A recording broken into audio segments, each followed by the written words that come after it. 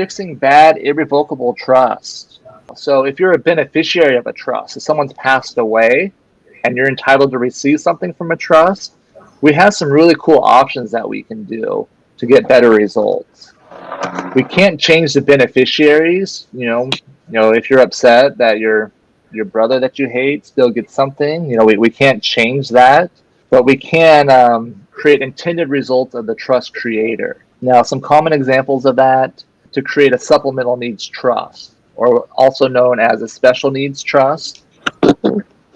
So if you have a beneficiary who's receiving governmental benefits, whether that's Medicaid or Medi-Cal or All-Tex or anything that's, I don't know if those are income-based, all of those, but any income-based programs, if they receive money in their bank account, they could be disqualified from those programs. And sometimes they also get disqualified from insurance.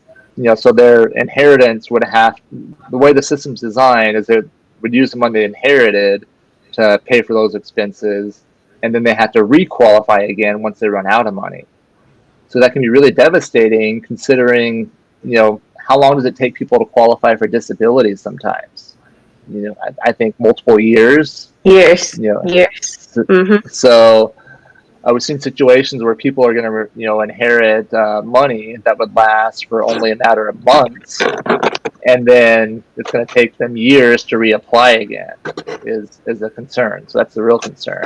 Here's another option, which it can be done. I put a little asterisk on there because it may be tainted a little bit, and this is kind of getting into some advanced planning. But we can add a dynasty trust in there. So what is a dynasty trust, Will?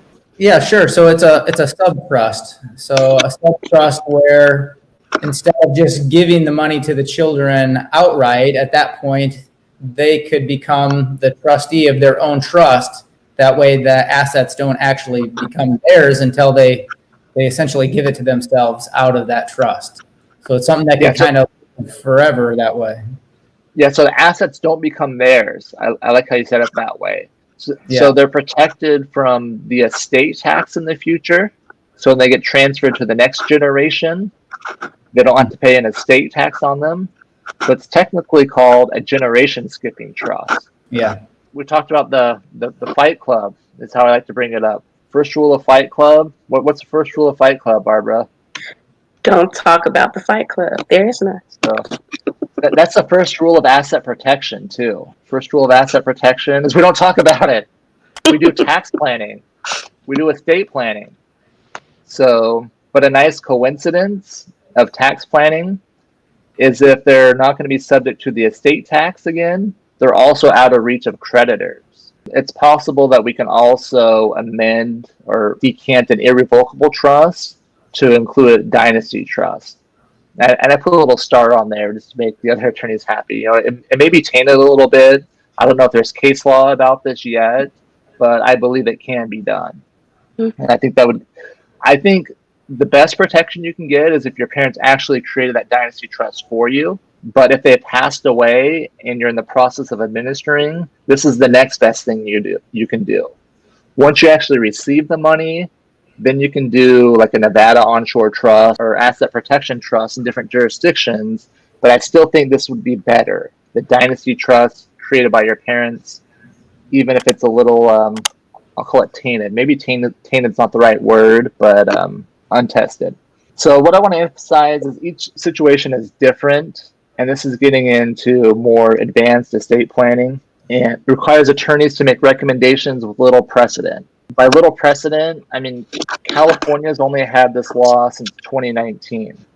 It's only been a law in California since then, January 1, 2019.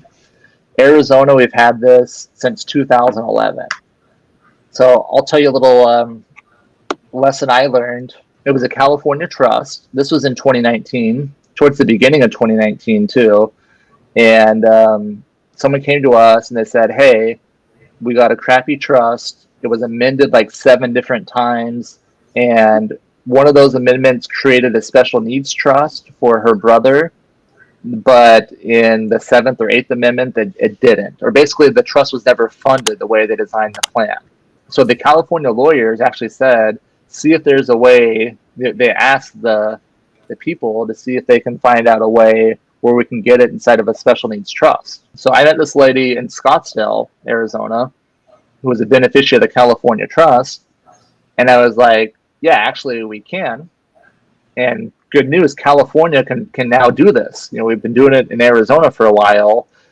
And so I thought I could convince that other attorney in California to just, use the new law.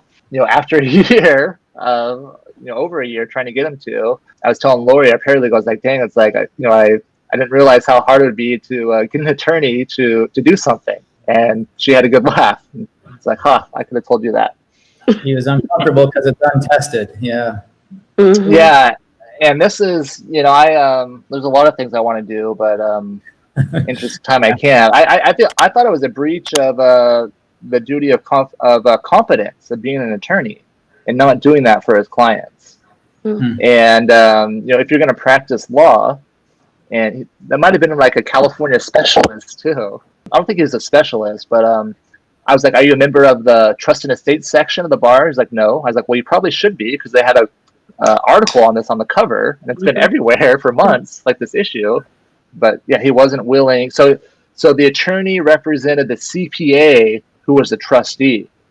So yeah, the CPA was like, they weren't willing to follow the law, is what kind of bugs me. They weren't willing to practice law. They just want to do what everyone's always done. So we've had it in Arizona since 2011. I say the OGs before that.